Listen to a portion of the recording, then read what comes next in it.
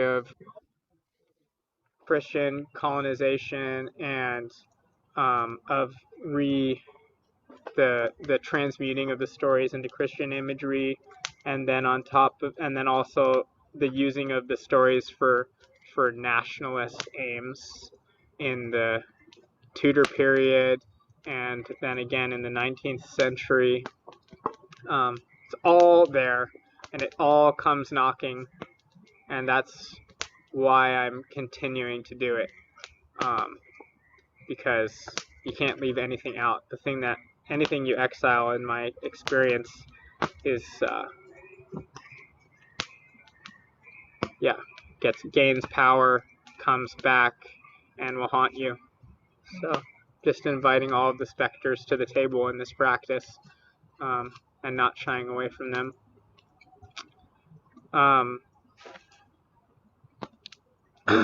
So this moon, when I was kind of riffing with the astrologer who's helping me kind of guide my way through this process, this moon that we're kind of left right now, astronomically and astrologically, we've left the moon in Libra because now the moon's waning because it's the end of the day. That was more than 12 hours ago, but the moon that I baked in this story in Libra, the facet that really was the one that stuck when I was digging through the sources was this relationship, this interesting Libra symbol being the scales, and the ways in which that invokes the sort of Saturn-like qualities of discipline and judgment,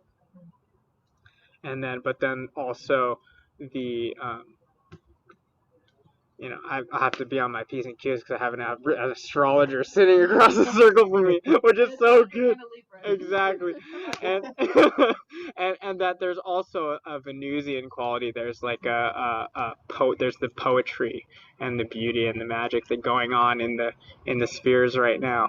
And what kind of came to me for this story was to think about that like high art of bardic poetry. The well-formed, metered, processing poetry that a lot of these old English and Saxon and Celtic stories were transmuted through. We have a lot of these stories because of the work of members of bardic schools in Wales and Ireland. So in that aim, we'll start with a poem by C.S. Lewis, who was very much influenced by the whole Arthurian cycle, which is often called the matter of Britain. Matter etymologically is connected to the word mother, so I like to think about it. It's like this story is like the mother of Britain. This story cycle, this ecology. So here's a poem by C.S. Lewis that invokes the scales. It invokes the weighing of things and the balancing of things. It's called Reason.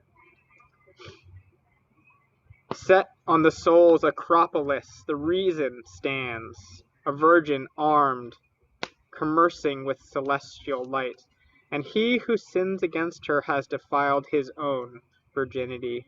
No cleansing makes his garment white, so clear is reason.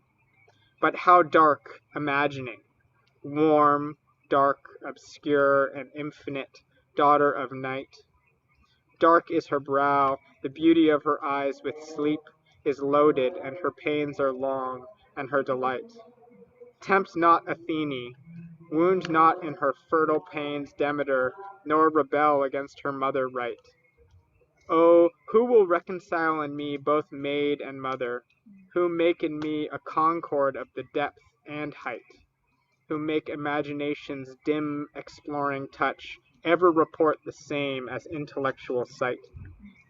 Then could I say truly and not deceive, then wholly I say that I believe. I love what he does there. He sets up reason and imagination as goddesses in him, and tries to tries to make a weighing, and to step out of this putting one on top of the other, and I see that in the bardic poetry.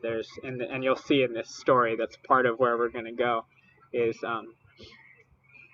the balance of logos, of the word, of reason and well-defined art, and then what the Welsh would call awen, which is inspiration, wildness, magic, emergence, maybe the speech of the land.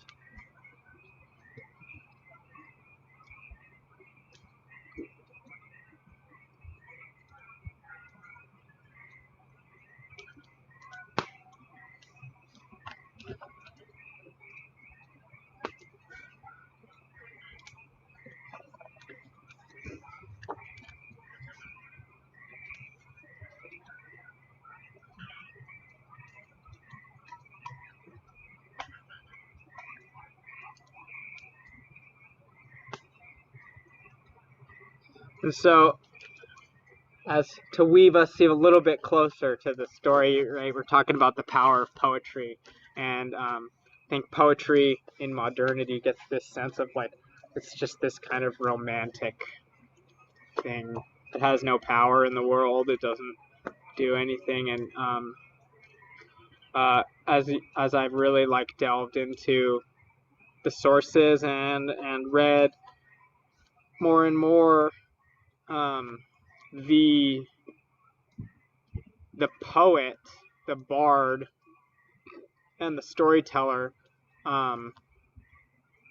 it's not like a passive artistic position in the legend and in my ancestral heritage. It's not a passive position. And poetry, while beautiful, also had the capacity to dethrone kings. So the bard had the power of speech to satirize rulers so thoroughly that they would have to leave their throne. And often, this was employed as a voice of the people. It wasn't like the bard just decided, like, I don't like this ruler anymore. It was a voice of the people rising up, or a voice of the land rising up, because to rule you had to be in right relationship with place and people and the mystery, the fairy realm. And if you kind of fell off the track with any of those three, this satire would come forth and take you from your position. You're no longer fit to be ruling. And another position of the bard or the magician or the poet was to actually walk out on the battlefield before any sword was drawn, before any advance was made, and to scream poetic insults across the battlefield at the other army in an attempt to end the physical battle before it ever began. So they would fling curses across the field at the opposing army, and armies would leave, and battles would not happen, and that there's this like really the power of language, and so here's one version of a moment like that, from Martin Shaw and Tony Hoagland's retelling of the life of Merlin that was written down by Geoffrey of Monmouth. So there's a conflict happening between the Prince of Wales and King Rodark, who and Merlin has come in service of the Prince of Wales, and they're facing King Rodark's men from Cumbria on the field. It says, a battle is arranged, punctual, warrior gear agleam, straight turf and firm, underfoot no bog, a good map for killing. Merlin backs Peridor, as does so here we go. Rodark is actually with Peridor. Sorry, y'all. They're fighting someone else. As does Rodark, his high man of Cumbria. Merlin's brothers come too, 3 boars, tusk drunk for the fighting, chanting low behind him. The good seer Merlin, smeared thick with dirt and rook blood, which is is similar to a crow, with rook blood, struts a tawny mile in front of the soon-to-be dying men.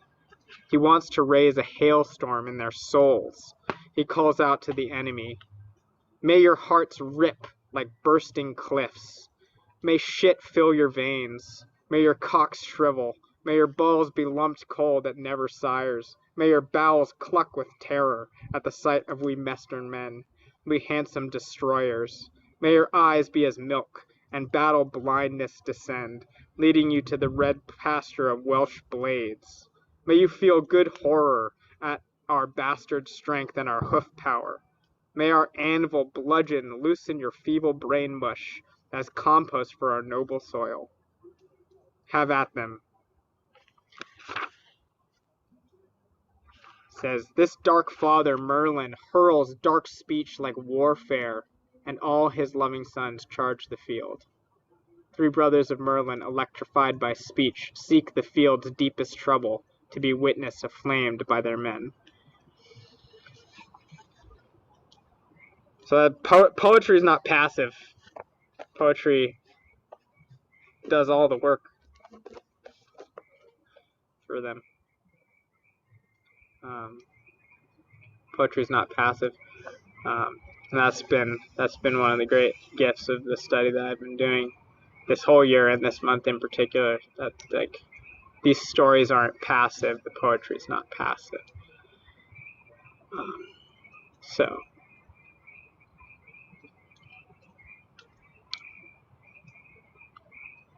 before I get into the story, I'm just gonna take a second to invoke. In the Bard School, there's this whole tradition of the Taliesin, and the Taliesin is the bardic ancestor that the bards would let possess them, and then they would write poetry, or then they would tell a story. And so you've got like hundreds of years where every poem is attributed to Taliesin, because it was the voice that was speaking from behind all of the bards in the school. And so tonight I'm going to tell you the story, the birth of the Taliesin, and open myself to standing in that tradition. That these words aren't mine, this story isn't mine, but that it has something to say, and Taliesin has something to say. And here we are. So are you ready for a story? Yes. Yes. Thank you. So once upon a time, wow, this is like the 3rd story I've told today.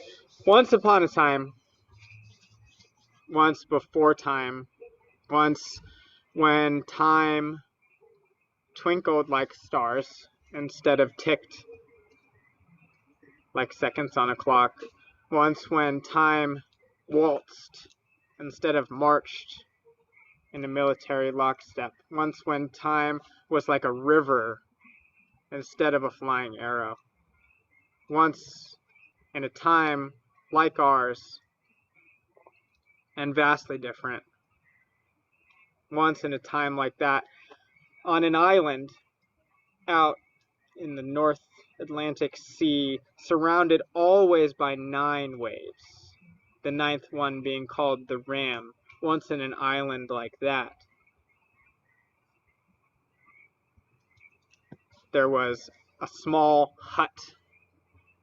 This hut had an entrance that was a mile wide and 3 inches tall. And once in a hut like that, with an entrance a mile wide and 3 inches tall, in the middle of a forest, in the middle of an island surrounded by 9 waves, There was an enchantress. There was a woman of the forest, a hag of the wilds, a tusked, pelted, wild boar of a woman named Ceridwen. And Ceridwen lived in this forest with her son, Avagvi, and her daughter, Cierwe. And instead of Cierwe, her daughter, that Cierwe's face was so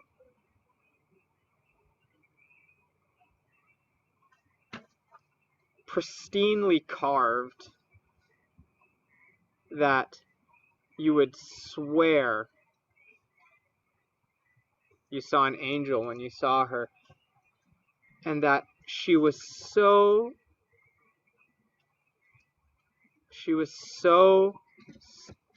gently fair that all of the poppies of Wales attempted to imitate the color of her skin.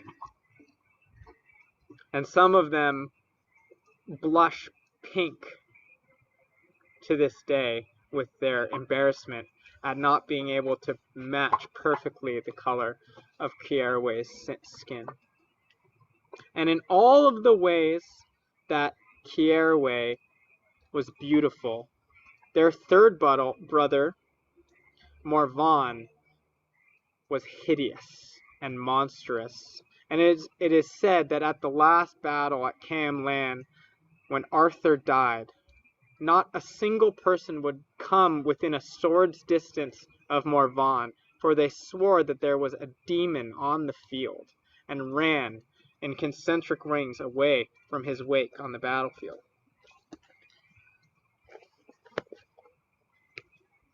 Now this battle is a long way off, and Ceridwen, seeing how utterly monstrous her son is, decides that she has to do something to secure his position.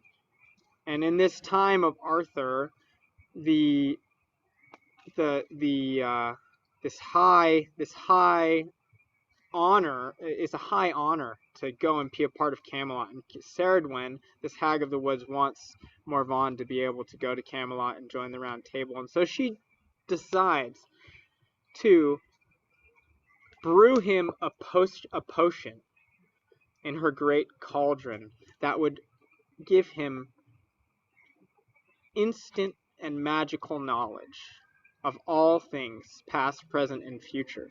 And that by giving him such a cracked open mind that he would be valuable to Camelot and therefore allowed to join the Round Table, even with his monstrous and demonic countenance.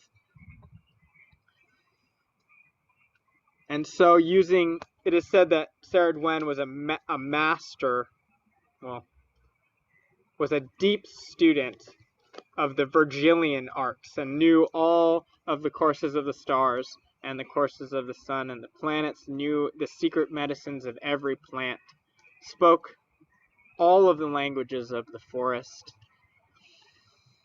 And so for the next year and a day, Ceridwen moved through the forest gathering herbs. Each day, a new herb in the right hour, at the right time, with the right positions, gathering this great bundle of medicine, and each day returning back to her hut in the woods. What kind of shape would you have to go through a hut with a mild wide door, and that's only 3 inches tall? This is a wide woman.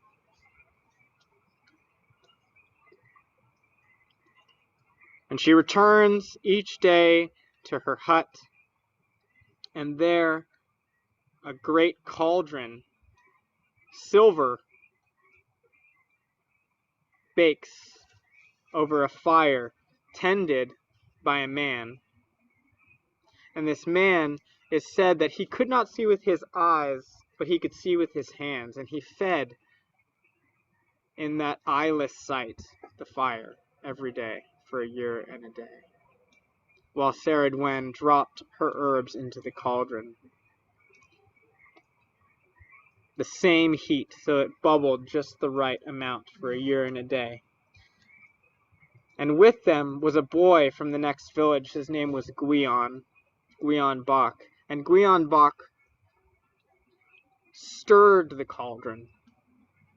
And before he was set to his work of stirring the cauldron for a year and a day, Ceridwen told him this: every drop of the potion in this cauldron, which is the perfect balance of Awen and Logos, that is the perfect balance of reason and imagination, the perfect balance of past, present, and future. Every drop of potion in this cauldron is for my son Morvan. If even a drop is taken by someone else, it will turn into a cauldron of pure poison, crack, and turn the land into a wasteland with its rolling boil. So you can imagine he's taking we're talking about a child, taking his job very seriously at this point, stirring the cauldron, making sure not a drop is taken by anyone, never once giving in to the temptation to stick his finger in and just taste it the once as she drops in all of the sweet herbs of the forest. And a year passes in this way, and towards dawn, on the last day of the year and a day, Morvan, or the fire tender, as he reaches for a little stick to keep the fire going at just the right heat.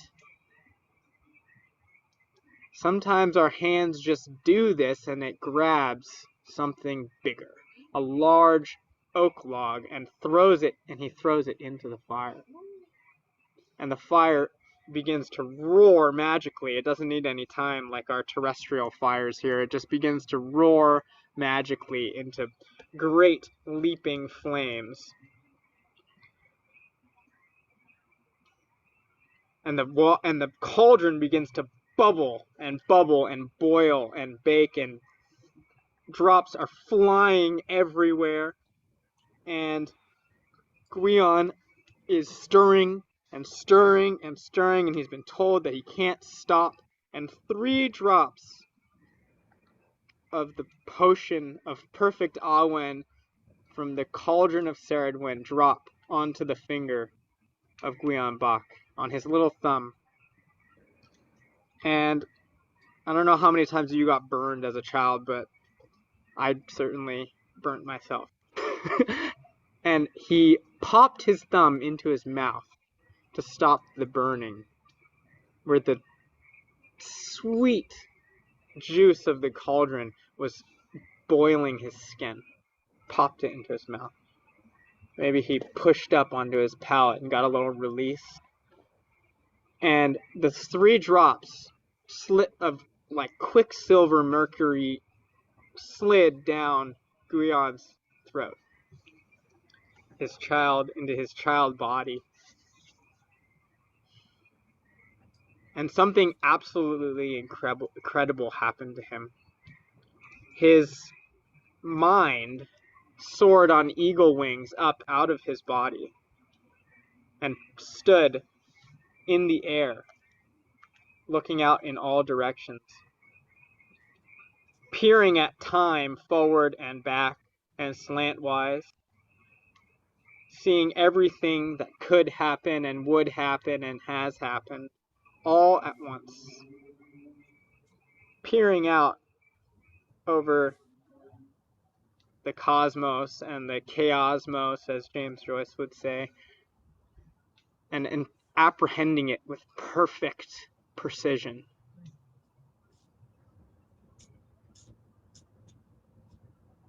I think he hears singing. He hears like angelic, poetic singing, but he also hears like guttural death metal growling, because we're talking about balance here. And he also sees what's going to happen next. And so he sees the next moment, and he sees Ceridwen running from the inside of her hut through the door that's a mile wide and 3 inches tall and out towards the fire. And she says, "You have eaten the potion. You have ruined the potion. You have destroyed my magic and my art, and now I will eat you."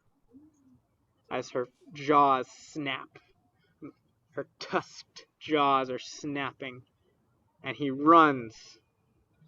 She runs at him. He's descended back into his body at this point, and the first thing that he thinks is of a hare, a great rabbit. And in thinking it, he feels his hands clench and his feet and knees tighten, and great gray-brown tawny fur begin to sprout out of all of his pores, and his ears elongate. And there, standing where Gwilym was, there is a rabbit, a hare, the speedy hare of the forest, and he begins to bound on his padded feet through the woods back towards where his home is. And he bounds through brambles and under trees and through the roots and over logs as fast as he can towards the river. And he looks behind him once, and the great witch is following him on her wide-set feet, running as fast as she can.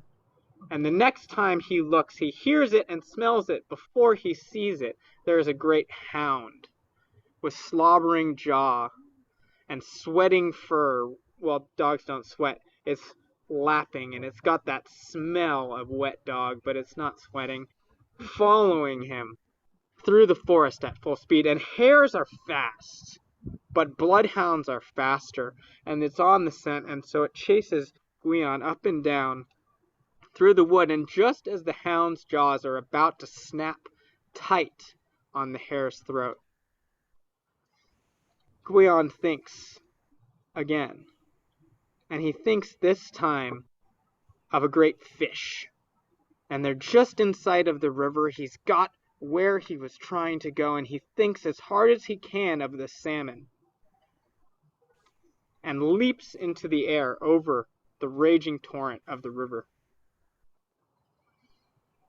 And as his body hits the water, his arms, his furry little hare arms, are sucked into his body, and his feet connect, and they turn into a great strong tail, and his ears are sucked back into his head, and all of the fur becomes scales, and this silver pink salmon slaps the water's surface and swims underneath and into the rapids as fast as it can, going downstream towards the ocean as fast as it can.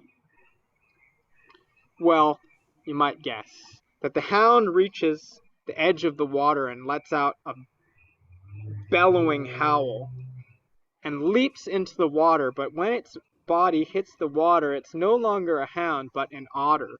And an otter slips into the water and swims faster than any salmon can, and gets on the salmon's tail, and they chase each other through all of that underwater life towards the sea. And just as the otter's sharp little claws and its sharp little teeth are about to rip into the lifeblood of the salmon shoots towards the surface and thinks for a second of Crow. And as it breaks free from the water, all of that pink salmon power in an instant transforms into a great black bird, letting out and flying as fast as it can into the forest. And you might have guessed it, because everything happens 3 times. The otter jumps from the water, but when it breaks the surface, it's no longer an otter, but a great hawk, a red kite, spreading its wings and flying faster than any crow ever could through the forest. I like to imagine them flying through the wood, and at some point the crow realizes that it will never get away. And so it flies straight up, spiraling as fast as it can. And the hawk chases it out of the forest, up into the sky. And just as the hawk's talons are about to sink into the crow and rip it apart, Gwilym looks down and sees that there on the edge of the forest, in his own village, indeed, there's a threshing ground where a bunch of wheat has been threshed from its chaff. And the pile of wheat is sitting there. And he thinks for a second of a single grain of wheat and drops himself into the great pile, floating on that Welsh wind down into the pile, hidden. And the hawk, for a second, is a hawk, and then at once is a great black crested hen, fluttering down from great height on its stubby little wings. And the hen lands in the wheat pile and begins to do as hens do, picking away wheat grain by wheat grain. Gwilym, in wheat form, sitting there, curled up, looking up at this great black bird. And the hen looks down with its eye and peers at the single grain of wheat, sees Gwilym among all of the other wheats that look exactly like him, and gobbles him up. Oh, no. And Gwilym slides down the great throat of the hen into the gullet and the gizzard and gets twisted around and mashed up with all of the other food inside of the hen and dropped into the hen's belly. Well, in hen form, Ceridwen stretched to the edge of the wood, slowly, and out of sight turns back into the woman of the forest and walks back to her camp. Well, someone who is a student of the Virgilian arts and someone who is a master wizard of the herbs of the forest and someone who can shapeshift like that, I think, would know pretty instantly that something had changed. And she soon found herself heavy with child, pregnant. And she carried this baby for 9 months in her womb, this unexpected miracle child in this oldness of her years. And after 9 months, and maybe another half a month, sometimes just a little bit longer, at the time of the moonrise, she gave birth to a baby, a beautiful baby boy.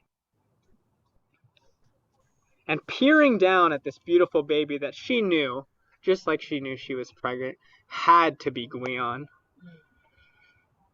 love passed between them, and she could no longer destroy this child that she had so adamantly wanted to destroy previously. And so she looks down at him and she decides to put him in a leather bag filled with furs and to go and drop the leather bag in the river, the very same river that they had had their great chase in, and send it down to the sea. Because she couldn't destroy the baby herself, but she also felt like she couldn't raise it for whatever mysterious and magical reason. And so she dropped the baby into the river and watched it go in its leather bag down towards the sea. Well, the baby hit the sea, and it is said that that baby floated in its leather bag on the sea from the reign of King Arthur all the way to the reign of King Malgwyn some centuries later, floating on the sea. And it was at that time that there was a king who ruled the land around this estuary at the end of this river. His name his son's name was Elphin, and his name is lost to time. And he had sent his son Elphin to go and check salmon traps. For Elphin was said to have the worst luck. And it was the best salmon year in recorded history. And he knew his son needed a win, so he sent him out to go get the salmon, to bring them back so he would be cheered and celebrated and maybe break this curse of luck. And Elphin went out at just before daybreak to check the salmon traps. And lo and behold, the salmon traps are completely empty. In this year that has been a riot of salmon, the salmon traps are completely empty. But there, in the trap, the weir, is a single leather bag floating in the water, caught in the trap. And so Elphin grabs the leather bag thinking, there must be treasure in this bag.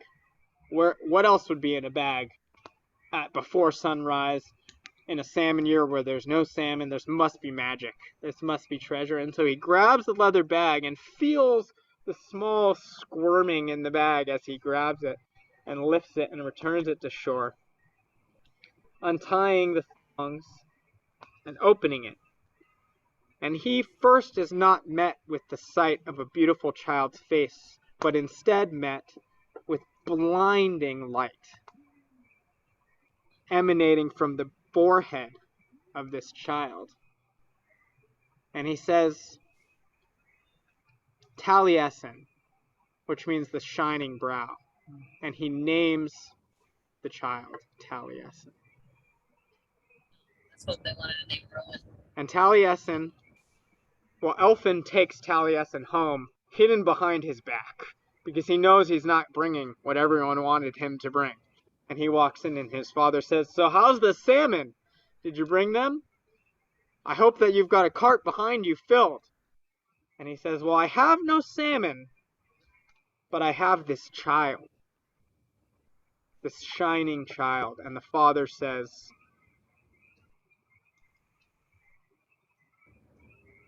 something terrible that I couldn't even put my head on because I would never do that. Something terrible. He essentially says, what a waste of time and what a waste of space and what a waste of energy. We need food, and you bring a baby, a random baby that someone else didn't want and put in the trap, and now we have to deal with it. And the baby now is in Elphin's arms. And the baby opens its mouth and begins to give forth. The first words of Taliesin. I am Taliesin. I sing perfect meter, which will last till the world's end. I know why an echo answers again. Why liver is bloody, why breath is black, and why silver shines. I know why a cow has horns, and why a woman loves a man. Why milk is white and holly green, ale bitter and ocean brine. How many spears make a confrontation? How many drops a shower of rain? I know why there are scales on fish and black feet on swans. I have been a blue salmon, a dog, a stag, a roebuck on the mountain, a stock, a spade, an axe in the hand, a buck, a bull, a stallion. Upon a hill I was grown as grain, reaped, and in the oven thrown. Out of that roasting I fell to the ground, pecked up and swallowed by the black hen. In her crop 9 nights lain. I have been dead, I have been alive. I am Taliesin. Those are some first words.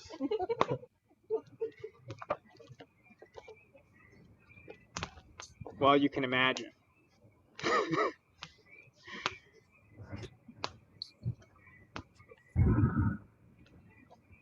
So they decide, this father and this son, that that the luck has turned because they have brought home a magical poet from the sea, and they decide to raise Taliesin and to raise him up.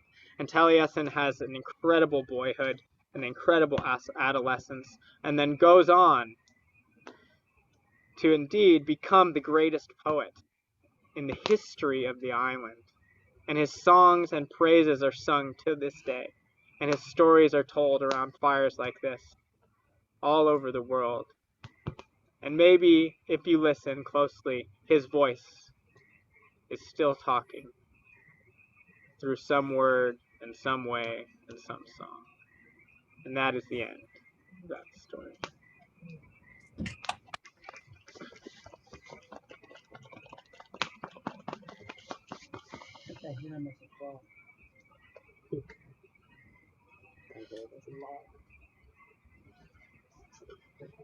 So our little practice here is in response to a story,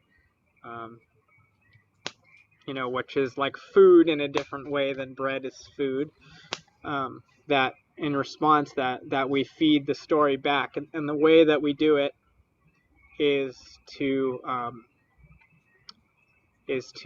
search within yourself. Maybe you already have it, but so search within yourself for the one image that is sticking with you. I've said it a lot, but I think that the whole story is sometimes too big to walk away with, to curate into a life, to hold on to. But there might be an image that could get caught in the salmon weir that is, or in the salmon trap that is your heart. And maybe that's the thing. And the practice is to maybe people in the Zoom world, you could type it if you want, and people in out here, we'll just do a couple minutes of just hearing those images back as a feeding of the story that has fed us and, has fed me, hopefully fed you.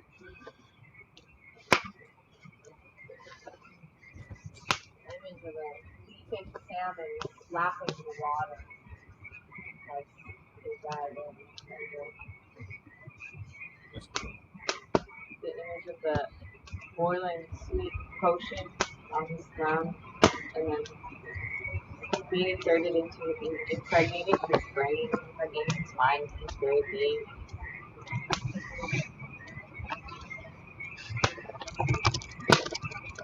Even if I can, find me the one separate.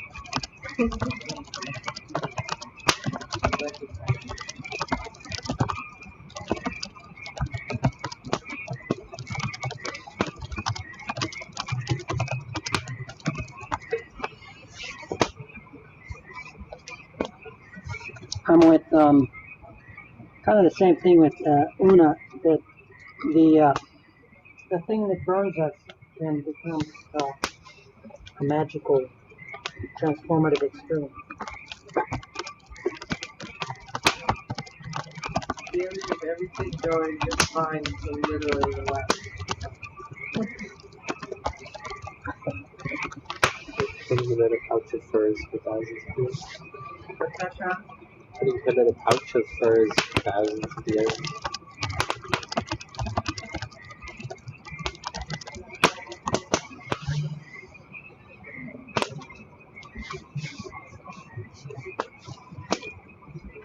What's the Zoom lamp? They say the hut with a door the mile wide and 3 inches tall, and the shining salmon baby.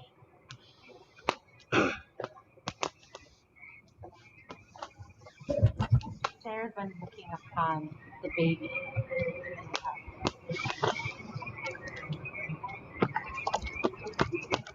Also the moment where I'm just really with the moment of like she eats the little, kernel and it's like,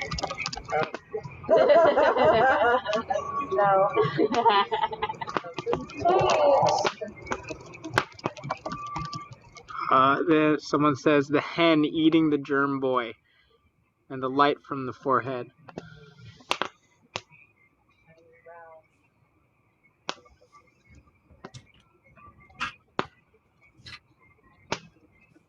Yeah, that last transformation where he could have changed himself into a mountain-sized boulder or something, but he changed himself into a child. Ripped through. Yeah, I mean, there's the beauty of it. I think the reason why like her looking upon him with love strikes me because it feels like they change each other through their chase. Like Yeah. he keeps being something smaller, that she could easily overtake. Yeah. So he keeps being defenseless, like easy to chase down. But then by like actually being so defensive that she eats him, he like changes her from like hate to love. Mm-hmm. And then like he's somehow changed by that from being defenseless, can't win, to be like the most powerful part. And it's just like it's like their counter like switches over. Yeah.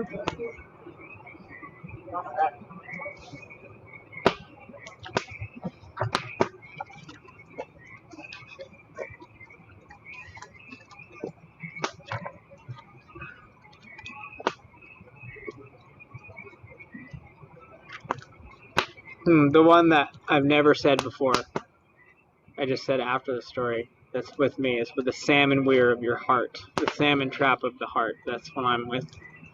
What kind of bright shining babies is my heart catching?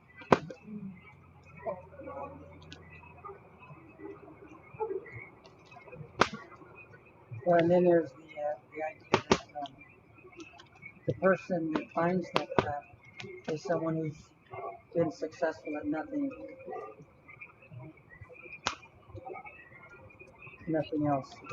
And I don't know that that's a success, but somehow there's a match there.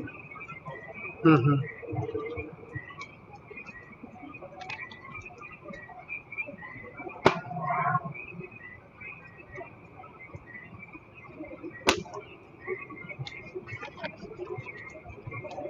Any last stirrings before we close this part of our life together? Just the power of defenselessness and the power of being a very bad luck person. Like the power of being down and out. Mm-hmm.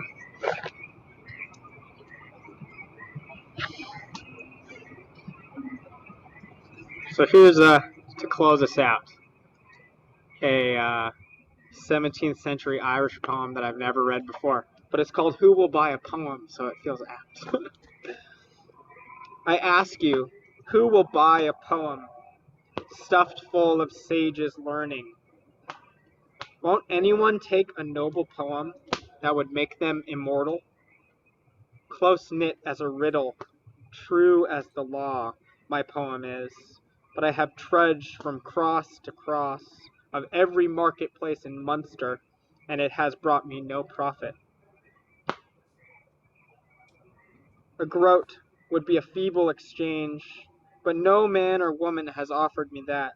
Not Irish or English took notice of its nimble reasoning.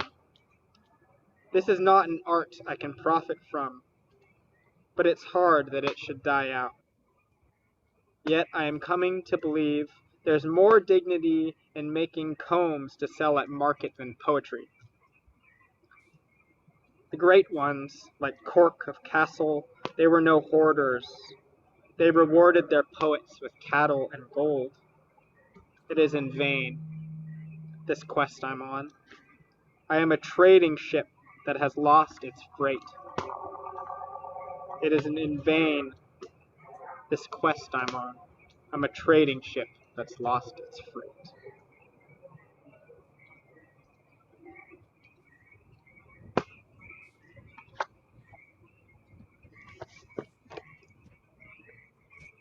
Ending with a lament. It's a hard way to go, but that's where we are tonight. So maybe it's not in vain. Maybe we get fed by poetry and get fed back in ways that are different than coins in the marketplace. I thank you for making space for story and poem in your night tonight and in your month this month, and I hope that you've been fed. that you are well and you continue to be well. Thank you, Chase. Yeah, you're welcome. Thank you.